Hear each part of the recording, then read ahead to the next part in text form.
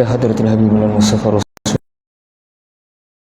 الصالحين والعلماء المحققين وإلى أرواح والدينا ووالديكم ومشايخنا ومشايخكم وإلى أرواح المسلمين والمسلمات والمؤمنين والمؤمنات من مشارق الأرض إلى مغاربها شيء لله تعالى لهم الفاتحة. أعوذ بالله من الشيطان الرجيم. بسم الله الرحمن الرحيم. الحمد لله رب العالمين الرحمن الرحيم مالك يوم الدين إياك نعبد وإياك نستعين صراط الذين أنعمت عليهم غير المغضوب عليهم ولا الضالين. آمين.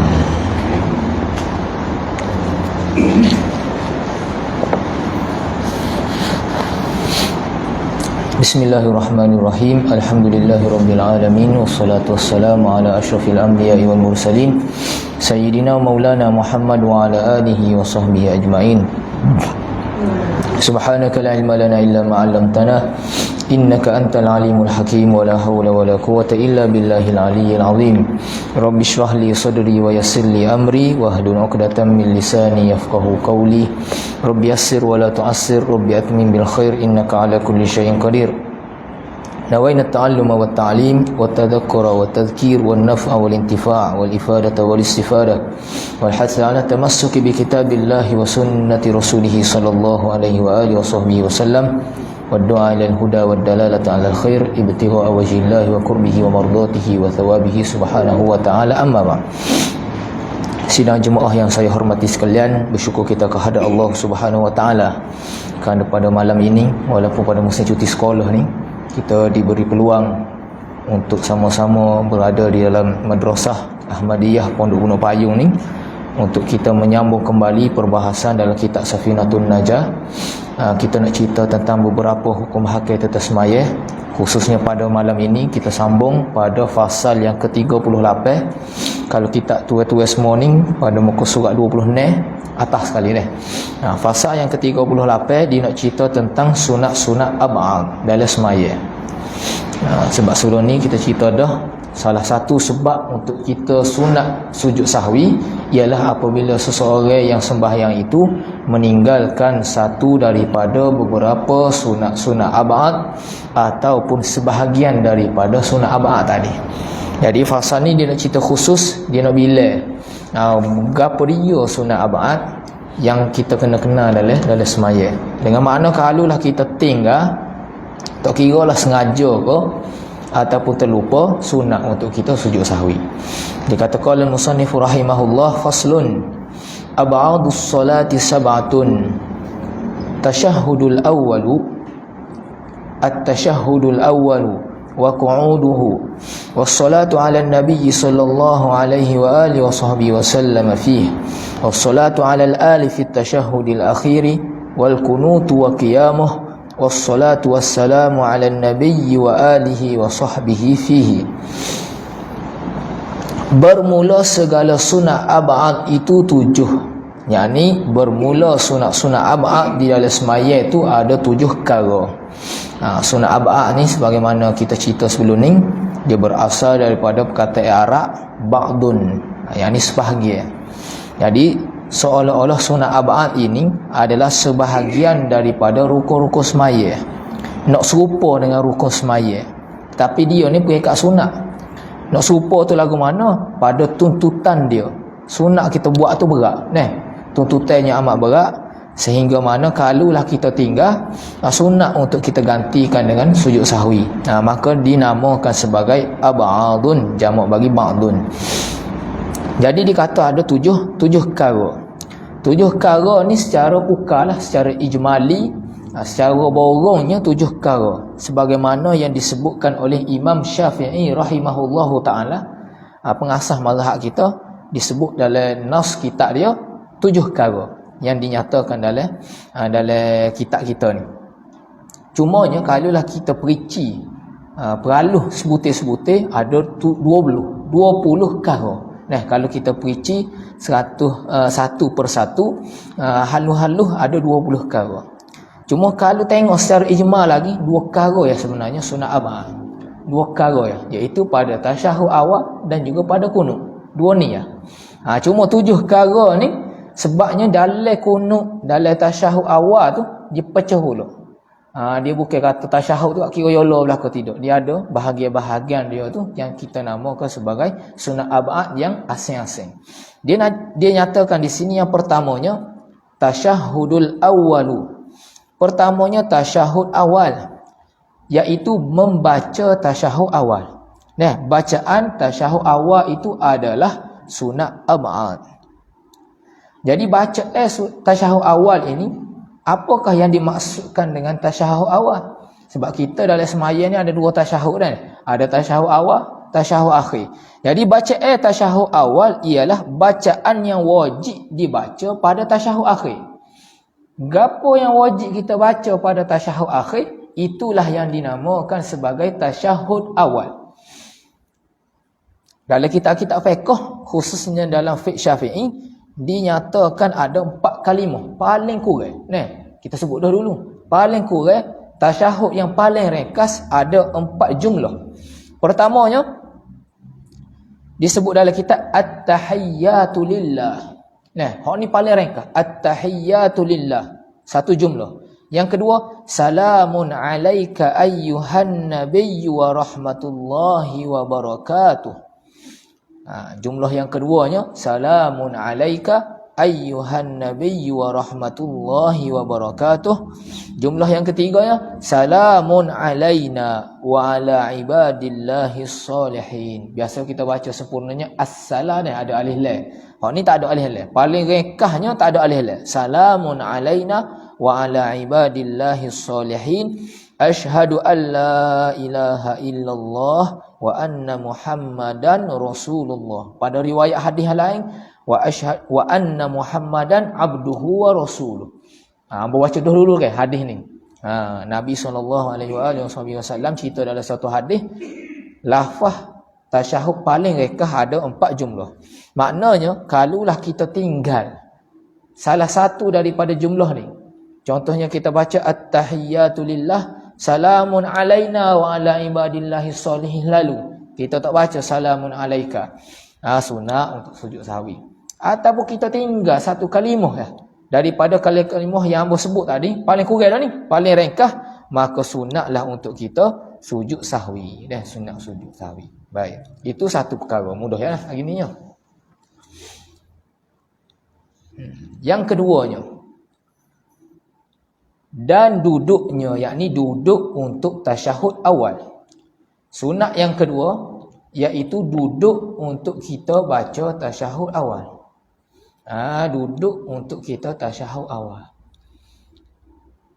Ada orang tanya, boleh jadi kalau dia tak duduk? Boleh jadi.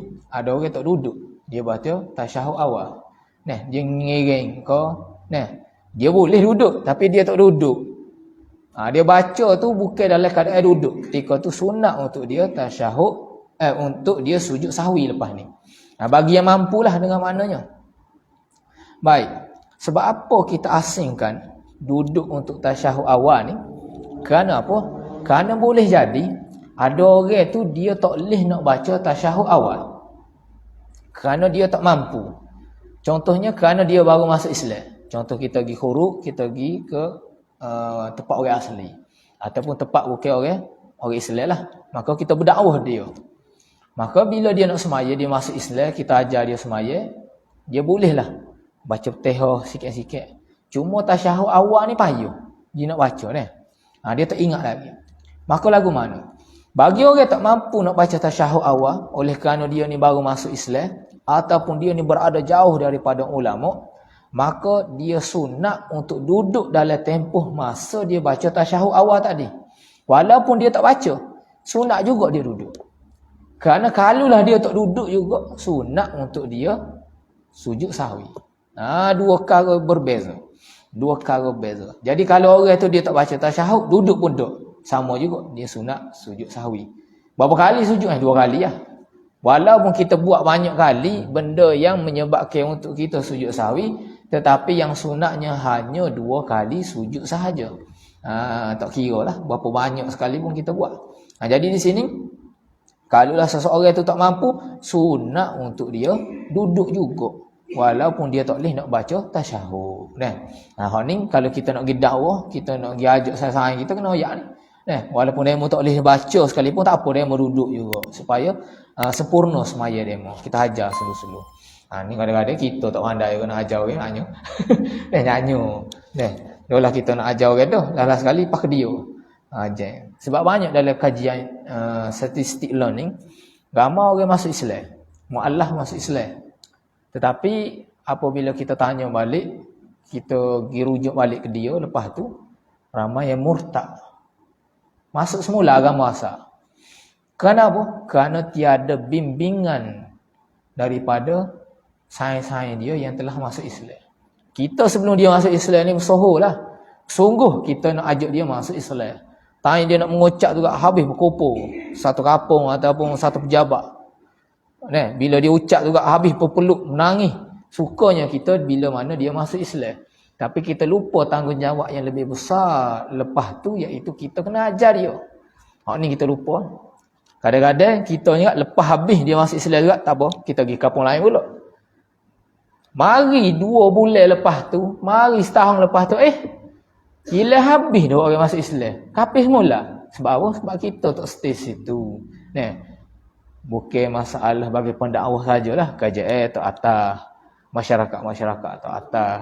Maka ini menjadi satu tanggungjawab bagi kita, kerana kita kena ada sentiasa connection dengan dia. Sebagaimana kita nak mari sejid sama ni lah, orang duk main ngajar, dia kena mari sama. Dia mengajar ni rupanya kena mari panah balik, supaya benda tadi tu sentiasa diingati. Samalah juga dengan saudara-saudara baru kita ni. Sebab tu dalam Al-Quran dia tak panggil, orang panggil, disebut sebagai mu'allafati qulubuhum, orang yang hati dia ni lembut, lemah. Kenapa? Mereka ni masih lagi tergoyah-goyah, orang panggil. Kita dah tarik dia comel, maka jangan kita lepas dia. Kalau kita lepas habis nyanyo dia murtad kali kedua nyanyo. Murtad ni orang panggil dosa paling besar. Dia tak masuk Islam tu tak apalah. Tapi sebab dia dah rasa nikmat Islam, tengok-tengok kita lepas dia, nyanyo dia. Sebab dia dah rasa dah nikmat Islam, nikmat iman, tengok-tengok kita tak cara dia, maka hak ni lah yang menjadi satu masalah bagi dia balik. Hak ni semua lah. Tak kira lah ustaz ke, siapa-siapa ke, kena istighfar semua. Sebab kita lupa dah tanggungjawab kita dengan saudara-saudara kita yang berada di pedalaman tempat-tempat orang yang tidak dapat ilmu. Hak ni nyanyi. Kita duk bandar ni untung kerana ilmu ni banyak, mudah kita nak terima. Tapi orang duk kampung, orang duk jauh, maka kita tak boleh tinggal tanggungjawab tadi nak ajar kepada mereka. Situ dia. Baik. Yang ketiganya kata musannif, dan selawat dan salam atas Nabi SAW padanya pada tasyahud awal. Jadi selawat ni dia tak termasuk dalam tasyahud. Selawat ni bahagian yang asing daripada tasyahud. Kita panggil Allah lah ke selawat, panggil tasyahud lah ke, tidak. Sebab tu bila kita baca tadi, sekurang-kurang selawat, sekurang-kurang tasyahud, tak ada selawat. Kerana selawat tu sunat suku pula selepas daripada tasyahud awal. Jadi selawat dan salam kepada baginda Nabi Muhammad SAW itu adalah sunat abad yang asing. Jadi kalau kita baca tasyahud, tengok selawat dah masa kita duduk tasyahud tu. Sunat juga kita sujud sahwi sebelum kita wisalah kali. Kerana kita telah tinggal satu daripada sunat-sunat abad. Sunat-sunat abad. Jadi lapas selawat ni lagu mana? Lapas selawat ni lagu mana nak selawat ni? Qadar mana yang wajib? Maka lafaz selawat yang wajib, yang sunat dibaca sini ialah lafaz selawat yang wajib kita baca pada tasyahud akhir. Sebagaimana tasyahud awal tadi ialah lafaz yang wajib kita baca masa tasyahud akhir, maka hal ni juga sama. Selawat pada tasyahud awal ialah lafaz yang wajib kita baca pada tasyahud akhir. Jadi lafaz yang wajib yang paling kurangnya ialah Allahumma salli ala Muhammad. Hak tu paling kurang. Paling kurang kita selawat, kita kata Allahumma salli ala Muhammad. Tu paling tu. Habis ring dah kita kata. Timbul persoalan, kitanya biasa selawat, kita sebutkan juga kepada selawat ahli keluarga. Tak gitu? Allahumma salli ala Muhammadin wa ala ali Muhammad. Biasa kan? Kita tak baca, kita gabung selalu dengan keluarga Nabi SAW. Di sini ada perbahasan tentang pembacaan selawat kepada ahli keluarga Nabi pada tasyahud awal. Jadi ulama-ulama fiqh kita kata selawat kepada ahli keluarga Nabi pada tasyahud awal di sini tidak disunatkan. Tidak disunatkan untuk kita selawat kepada ahli keluarga Nabi pada tasyahud awal. Bahkan telah berpandangan sebahagian daripada ulama-ulama Syafi'i bahawa makruh kita selawat kepada ahli keluarga Nabi pada tasyahud awal. Sebab apa ni makruh ni? Kerana memanjangkan tasyahud awal. Kerana tasyahud awal ini dituntut padanya untuk kita ringkaskan.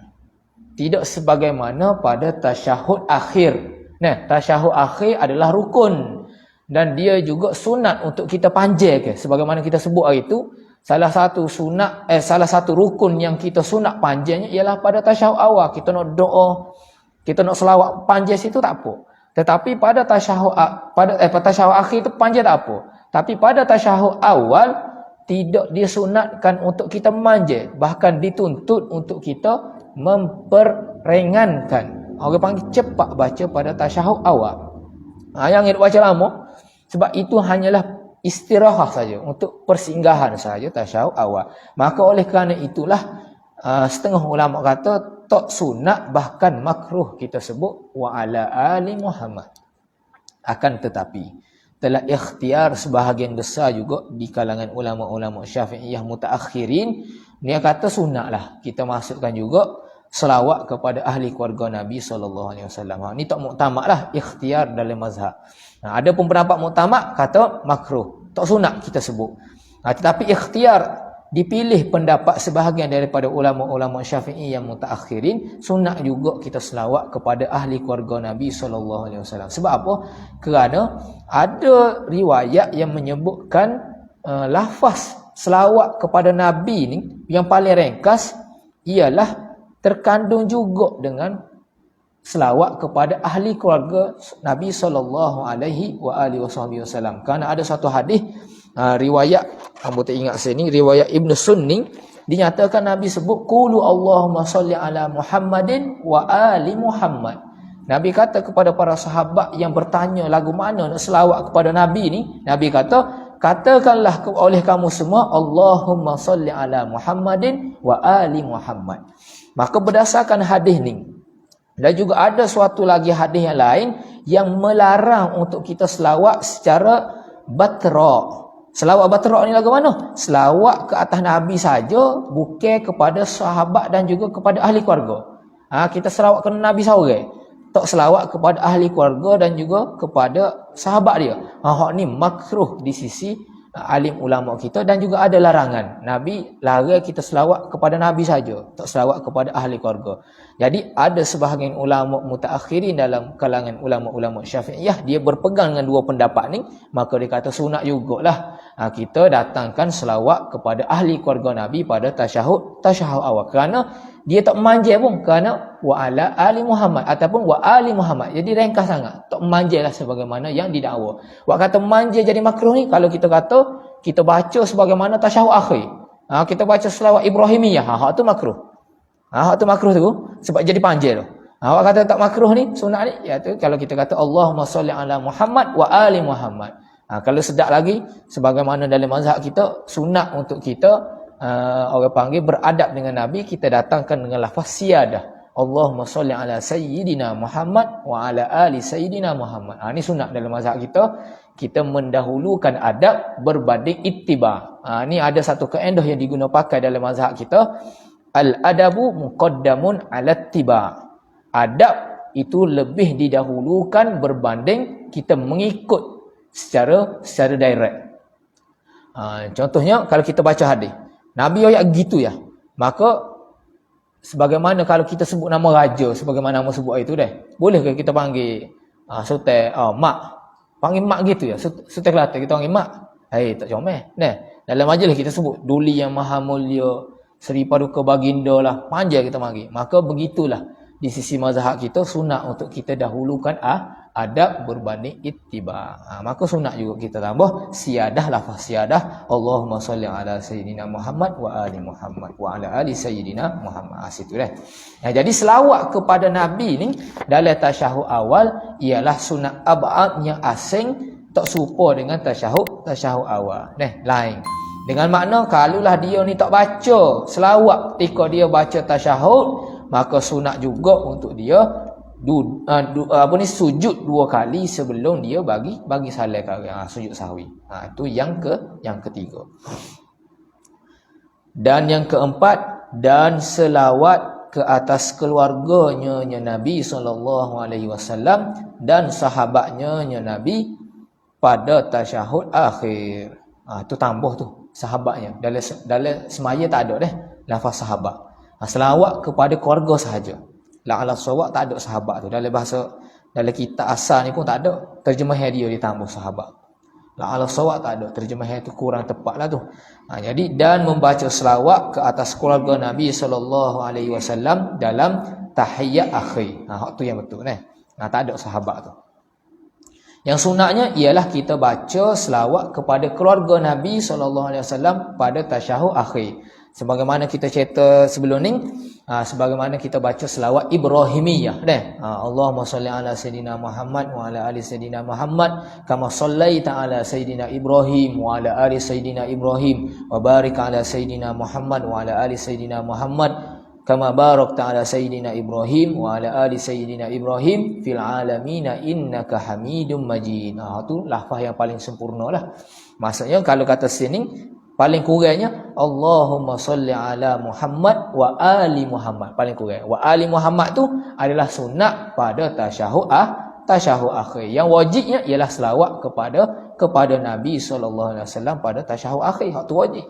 Sini sunat belaka ni. Pada tasyahud awal sunat belaka. Tapi pada tasyahud akhir selawat kepada Nabi wajib, selawat kepada keluarga Nabi adalah sunat. Jadi sini timbul persoalan. Orang tanya, ada ke orang ni tak baca selawat, lepas tu dia tasyahud akhir? Dia tasyahud akhir. Sebab kalau kata dia ni tinggal selawat, boleh jadi dia wisalah lalu. Kalau kata wisalah lalu, lagu mana dia nak tasyahud, nak duduk sujud sawi tu? Dia tinggal tu. Lepas tu dia wisalah, kira tak ada lah nak sujud sahwi. Ataupun kalau kata dia teringat, dia terlupa tak teringat nak selawat kepada Nabi ataupun kepada ahli keluarga. Lepas tu dia teringat, jadi dia baca. Jadi tak sunatlah dia nak tasyahud akhir, nak sujud sahwi tu. Jadi seolah-olah sini apa faedah pengarang kitab sebut baca selawat kepada keluarga Nabi dan juga kepada Nabi pada tasyahud akhir lah. Mudah sekali kita nampaknya selawat kepada keluarga Nabi ni. Sebab tak nampak gambar tu lagu mana. Sebab kalau kata sengaja tinggal, dia wisalah terus dah. Lagu mana dia nak sujud sawi. Kalau kata dia ni teringat, dia tak baca tadi, lepas tu dia baca, dia tak sunat dah nak sujud sawi. Maka dikatakan oleh alim ulama kita sini, ada satu masalah yang kata sunat ni. Kalau tinggal selawat kepada keluarga Nabi, iaitu apabila makmum dalam semaya Jumaat, dia yakin dengan kata dia dengar lah. Kalau kata yakin sini dia dengar tu imam ni tak baca selawat kepada keluarga Nabi dalam tasyahud akhir misalnya. Tu imam pada tasyahud akhir tu dia baca Allahumma salli ala sayyidina Muhammad, dia senyap. Lepas tu dia wisalah assalamualaikum warahmatullah. Jadi makmum duduk belakang ni biasanya sahabat lah, duduk belakang dia ni dengar, yakin dalam telinga dia tu imam tak baca selawat kepada ahli keluarga Nabi tadi. Maka ketika itu sunat bagi makmum sujud sahwi atas kelalaian imam. Tu imam tak buat sani selawat kepada keluarga Nabi, maka kita makmum duduk belakang ni dengar dia ni tak baca selawat kepada keluarga Nabi, sunat kita selepas dia wisalah kita sujud sahwi dulu, barulah kita wisalah. Sebab apa? Tu imam memang tak baca tadi. Kalau kita yakin tu imam tak baca, maka sunat kita sujud sahwi. Tapi kalau kita sendiri tak timbul lah persoalan bagi kata tertinggal baca selawat kepada keluarga Nabi pada tahiyat akhir. Tak boleh nak gambar sikit masalah. Honiso ya masalahnya disebut dalam kitab Nailur Raja dan juga ni kitab Manarul Huda disebut satu gambaran masalahnya apabila makmum yakin tu imam ni tak baca selawat kepada keluarga Nabi pada tasyahud akhir, dengan makna dia dengar atau imam ni hanya baca selawat kepada Nabi, Allahumma salli ala Muhammad, tengok dia salat, maka ketika tu sunat makmum sujud sahwi kerana kelalaian imam tadi. Situ habis. Tu yang keempat. Dan yang kelimanya habislah bab tasyahud awal lah tu. Nah. Empat perkara ni pada tasyahud awal. Mana? Dan yang kelimanya dan kunut, yakni membaca doa kunut. Dan kunut sini dengan maksud dia membaca doa kunut. Maksud doa kunut sini iaitu doa kunut yang rawatib, doa kunut yang ratib yang seumur kita buat, iaitu pada rakaat kedua solat subuh dan juga pada semaya witir pada bulan Ramadan bermula pada nisful akhir bulan Ramadan, pada malam yang ke-16 sehingga akhir Ramadan. Jadi sunat kita baca kunut pada rakaat kedua dan juga pada rakaat yang akhir pada sunat witir pada malam yang ke-16 sehinggalah akhir Ramadan. Ini yang dinyatakan sebagaimana oleh Imam Nawawi di dalam kitabnya Al-Azkar, maka sunat untuk kita baca kunut pada dua semaya ni. Dua semaya ni.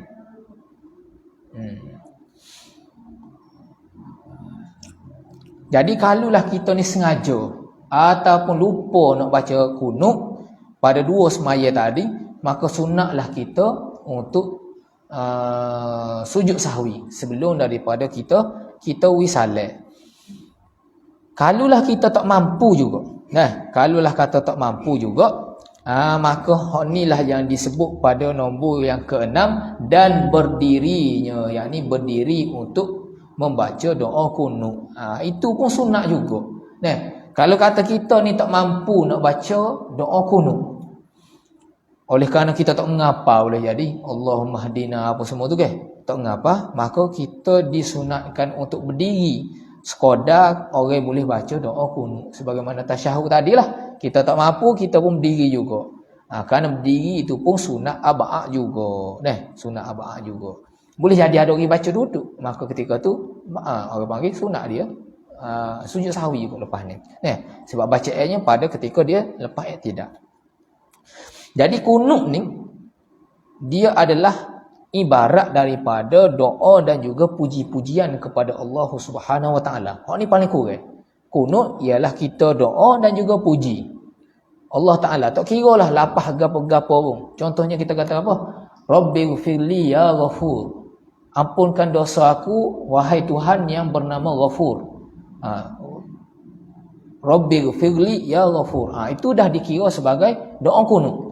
Tak kira lah apa-apa doa, patut awak puji Allah Ta'ala. Itu dinamakan doa kunut. Kalau kita doa biasa ni, kita puji Allah dulu, baru kita doa. Itu doa biasa. Tapi doa kunut, ialah ibarat kita doa dulu, baru kita puji Tuhan. Sebab tu biasa kita baca doa kunut. Tok imam, dengan makmum. Mula-mula tu kita kata apa? Amin. Amin, doa tok imam. Akhir sekali tu baru kita senyap. Sebab tu tak doa dah. Waktu puji. Kalau kita nak harap, dia kata apa? Subhanallah. Haqqan disebut bila mana puji. Kita sini amin semata lah, tak ada masalah lah, boleh kita sebut. Jadi ibarat kunut ni ialah doa dan juga puji-pujian kepada Allah. Cumanya afdal untuk kita datangkan lafaz kunut dengan lafaz yang maksur, yang warid daripada Nabi SAW daripada hadis-hadis Nabi. Antaranya ialah hadis yang sebut doa kunut Sayyidina Umar tadi, Allahumma hadina. Allahumma hadina fi man hadait siapa akhir. Jadi apabila kita datangkan kunut dengan lafaz yang maksur, yang warid daripada Nabi, maka mesti kita kena baca pun habis. Kalau kata kita baca doa kunut yang maksur, maka mesti kena baca pun habis. Jadi kalaulah kita tinggal salah satu perkataan daripada doa kunut yang kita biasa baca tu, maka sunat juga kita sujud sahwi lepas ni. Walaupun satu huruf. Kerana kita telah datangkan kunut yang maksur yang direct daripada Nabi SAW. Tapi kalau kita baca doa kunut, tak guna doa kunut yang biasa. Kita baca doa kunut kita sendiri. Kita baca doa, kita puji Nabi. Contoh, Rabbi firli ya ghafur. Maka ketika tu tengok-tengok kita tak baca perhabis doa kita. Tak apa. Sebab kita bukan baca doa yang maksur. Tetapi kalau kata baca doa yang maksur, kalau kita tinggal walaupun satu huruf ataupun sebahagian daripada doa tadi, ni sunat juga untuk sujud sahwi. Ni kata gua ni kan, meninggalkan salah satu daripada sunat-sunat abad ataupun sebahagian daripada sunat abad. Jadi doa kunut ni ada yang maksur dan ada yang bukan maksur. Kalau bukan maksur tak apa, nak baca doa lagu mana pun. Contoh ginilah, kalau kata ada kadang-kadang tak email tak baca kan. Tak email tak baca kunut. Kita nak baca boleh. Boleh menyalahi email, kita nak baca. Tak okey nak baca Allahumma hdina, panjang. Tak ada habis ni, tak email rokok sujud habis dah. Laki. Jadi paling kurang kita baca Rabbi fili ya ghafur sallallahu alaihi wasallam Muhammad wa ala alihi wasallam, maka kita pun turun sujud. Jadi kita dah buat dah sunat, iaitu kita datangkan kunut. Ni biasa kalau kita mengaji tanah Arab, kita tubik negara Arab, kebanyakan mereka tidak baca doa kunut pada semaya subuh. Kerana di sisi mazhab mereka, contohnya mazhab Hanafi ke, dia tidak disunatkan baca doa kunut pada semaya subuh. Kita ni mazhab Syafi'i sunat baca doa kunut. Kalau tak email tak buat, kita sunatlah sujud sahwi lepas ni. Jadi oleh kerana tu ada orang kita ni nak baca juga doa kunut pada semaya subuh. Maka nak baca doa kunut yang panjang tak padan, takut tinggal atau email kareh. Maka ketika tu dia bacalah doa kunut dia sendiri yang ringkas. Maka ketika ni kita nak guna, ketika ni lah kita nak guna baca doa kunut kita sendiri. Baik, yang ke-7 iaitu dan selawat dan salam atas Nabi SAW dan keluarganya dan sahabatnya padanya pada kunut. Ni selawat kepada Nabi, selawat kepada sahabat dan juga keluarga. Sahabat sini. Dalam tasyahud tidak disunatkan kita selawat kepada sahabat. Yang selawat kepada sahabat ni ialah pada kita baca doa kunut. Doa kunut baru kita baca doa selawat kepada sahabat. Jadilah tujuh perkara yang disebut oleh Imam Syafi'i rahimahullah ta'ala dalam kitab dia dan diperturunkan kepada ulama-ulama Syafi'iyah yang lain. Kalau kita perhati ada 20 secara terperinci. Ni boleh tengok dalam kitab-kitab lain lah. Habislah perbahasan tentang sunat-sunat abad dalam semaya. Tinggal laginya perbahasan tentang sunat-sunat hay'ah, dia tak nyatakan dalam kitab ni. Kenapa? Kerana sunat hay'ah ni banyak. Sunat-sunat dalam semaya ni banyak, dia tak nyatakan secara terperinci lah dalam kitab dia ni. Boleh tengoklah dalam kitab-kitab yang lebih besar, sebab kalau nak cerita sebutir-sebutir ni panjang. Sunat hay'ah ni panjang. Panjang. Bahkan ada ulama Yaman, dia buat satu kitab nak cerita tentang sunat-sunat dalam semaya saja. Sunat-sunat dalam semaya, dia nyatakan dalam kitab dia tu lebih beratus-ratus. Sampai 1000 kadang-kadang. Dia perici. Kalau sampai 1000 ni maksud dia perici lah. Orang panggil dia pecah. Jadi sampai beratus dan juga sampai 1000 panjang. Tak apalah tu, waktu ngaji kitab lain. Kita ni pada kitab ni, pada ni lah. Habis perbahasan tentang sunat abad. Nak kiranya masa tu tak lama dah. Tak apalah, kita sambung. Fasal yang ke-39. Ni nak habis dah ni. Kitab bab semaya. Iaitu nak cerita tentang perkara membatalkan semaya. Habis lah. Bab semaya yang cerita bab lain pula ni. Bab musafir bab semaya Jumaat mungkin lepas ni. Jadi bab semayanya ni maknalah kena jaganya bila kita buat perkara rukun dan juga kita jaga syarat-syarat dalam semaya, maka ada satu perkara lagi yang perlu kita jaga dalam semayanya, ialah jangan buat perkara yang boleh merosakkan semaya, iaitu perkara-perkara yang boleh membatalkan sembahyang.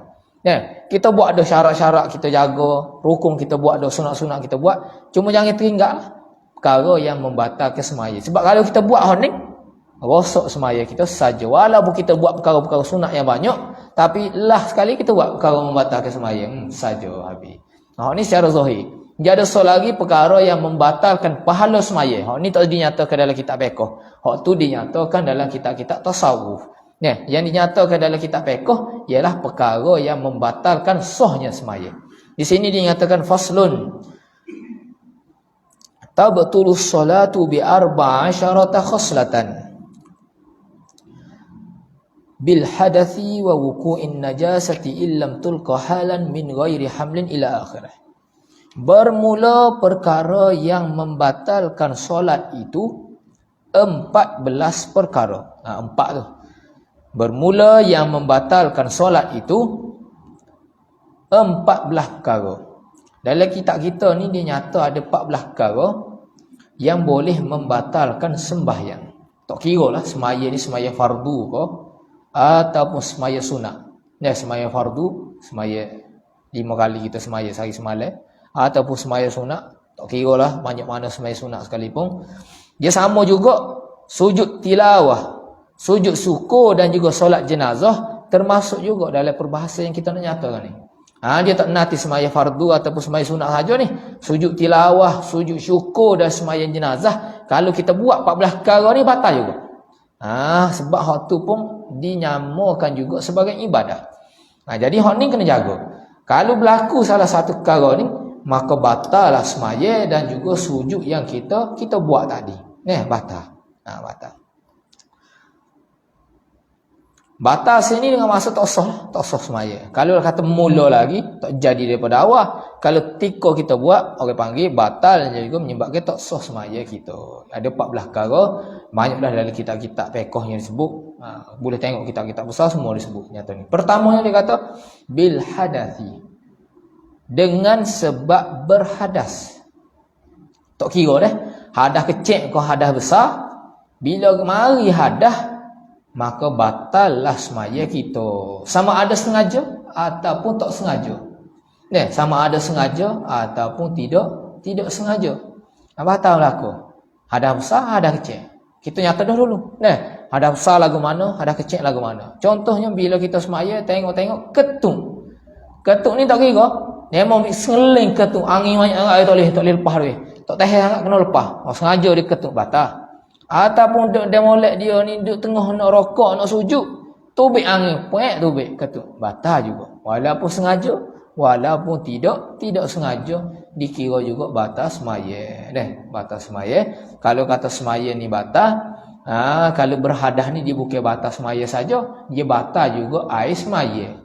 Hadas ni dia bukan sekadar batal semaya, dia batal juga air semaya. Dengan mana dia kena ambil semula air semaya, wuduk tadi, dan juga dia kena buat semula semaya dia. Dia tak boleh nak sambung. Dia tak boleh nak sambung. Sebab dalam hadis Nabi sebut idza fasa ahadukum fi solatih falyansarif wal yatawadda wal yu'id salatahu. Riwayat oleh Abu Daud dan juga dihasankan oleh Imam Tirmizi. Nabi SAW bersabda, apabila rosaklah sembahyang salah seorang kamu dalam semaya dia, maka dia kena keluar. Nabi sebut tubik selalu. Kalau semaya kita ni batal, tubik selalu. Jangan duduk duduk dalam semaya. Ada orang ni malu. Semaya dia tu batal dah. Sengeleng juga nak sambung lagi semaya. Tak boleh. Haram. Semaya yang rosak tak boleh kita kekalkan dalam keadaan kita nak semaya lagi. Sebab apa? Kita dah tak layak untuk semaya. Haram kita talabus bil ibadatil fasidah. Haram kita buat ibadat yang fasid, yang rosak. Kita yang tak ada semaya, tengok-tengok kita nak semaya. Seolah-olah dia ni mempermainkan amalan tadi. Tengok. Kalulah kata dia ni sengaja main. Kalau kata sengaja dan dia ni tahu dia ni batal ada semaya, maka dia berdosa besar. Dosa ni paling besar. Kenapa? Dia bermain-main dengan semaya. Tengok pula, kalau lah kata dia main-main saat ni tu, dianya tak ada semaya, nak semaya juga. Kalau dalam hati dia ni ada niat nak memperhinakan semaya, nak perhina semaya, ataupun nak merendah-rendahkan syariat Islam, maka ketika itu boleh jatuh kufur. Waliyadzubillah. Jangan main-main. Nak main-main. Tetapi kalau lah kata dia ni tak ingat, lepas tu dia semaya, tak ada semaya, dia tak ingat. Hak tu tak ada gapo, diberi pahala atas apa yang dia buat. Nah, diberi pahala atas apa yang dia buat. Jadi Nabi kata kalaulah demo ni batal dah semaya, fal yang sorry, mugi. Gi tu bukan gi saja. Wal yatawadda, gi ambil air semaya lah. Dan ulai balik semaya yang kamu buat. Nah, sebab hadis Nabi sebut yang lain,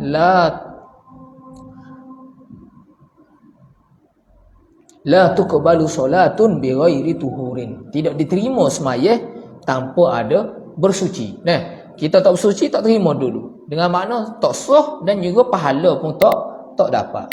Cuma ada satu permasalahan yang gelah ni sebelum habis, iaitu apabila kita batal semaya selepas daripada kita wi salat yang pertama. Kita tahu dah nak masuk semaya dengan wi takbir. Akad takbir sebut Allahu Akbar, masuklah dalam semaya. Pengakhirannya dengan bagi salam yang pertama, maka habislah semaya kita. Sunatnya kita wisalah yang kedua. Dia ni batal semaya bila selepas daripada wisalah yang pertama. Boleh jadi perut dia ni bona tak tahan sangat. Dia dari mana? Wisalah yang pertama, Assalamualaikum warahmatullahi wabarakatuh.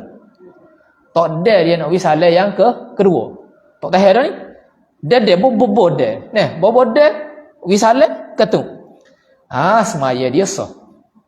Semaya dia sah sebab dia dah keluar daripada semaya dengan memberi salam yang pertama.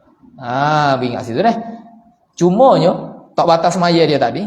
Cuma haram bagi dia wisalah yang kedua. Dah demo habis dah semaya, ketung uluk, janganlah demo ging sengeleng wisalah yang kedua. Kalau demo wisalah yang kedua juga orang panggil dosa besar haram sebab demo telah buat ibadat yang fasik. Demo dah tak ada air semaya, tengok demo supaya semaya juga. Tika tu haram, boleh dosa besar. Jadi alih-alih dah batal dah semaya ni, kira janganlah kita salat yang kedua. Kerana apabila kita telah bagi salam yang pertama, kita telah keluar daripada sembahyang, maka ketika itu apabila kita kata Assalamualaikum, habis ming. Assalamualaikum, tengok ketung. Maka ketika itu semaya kita selamat lagi. Boleh diselamatkan lagi, sah. Cumanya janganlah kita wisalah yang kedua sebab kita telah keluar daripada sembahyang kita. Setakat itulah dah perbahasan tentang berhadas. Sambung pula pada minggu depan. Ada 13 perkara lah ni. Perkara yang membatalkan sembahyang. Ni panjang ni.